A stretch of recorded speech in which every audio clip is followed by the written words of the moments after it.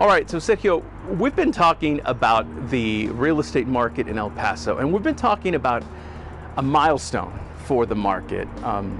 Just give me a thumbnail sketch of what happened this week. Let me put it in context. In 2018, we had about 4,000 active listings in El Paso. Today, just today, we broke the floor with 1,000 listings. Less than 1,000 active listings in the city of El Paso. And that includes parts of New Mexico and Horizon. So that shows you how little inventory there is. There's still a lot of buyers, but there's no homes available. Millennials need a place to live, but boomers are not selling their houses, so there's no inventory. It is really exciting if you're moving or if you are ready to sell, but most people are deciding not to sell.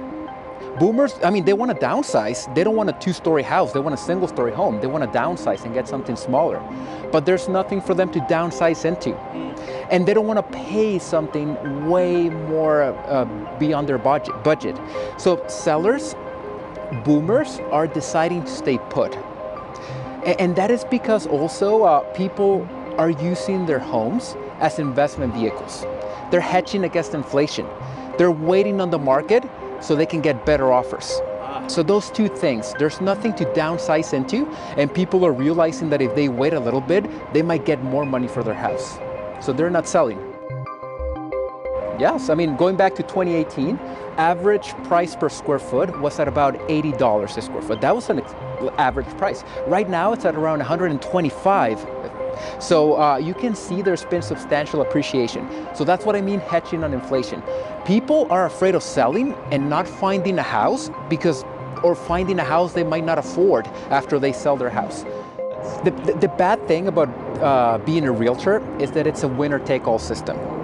There's about 2,800 real estate agents as part of the local association of realtors. There's less than 1,000 active listings. So a lot of those people will be quitting real estate. And that's usually what happens when you have something like this in the market. It's a classic supply and demand problem. Obviously, if you build more houses, you can house those millennials and those people that need a house. But sooner or later, boomers are gonna need to sell. They already want to downsize. I think this is mostly a macroeconomic issue. There's a lot of economic uncertainty, and when there's economic uncertainty, people clinch to their belongings. They don't want to sell because they don't know what's going to happen in the market. We saw it with toilet paper.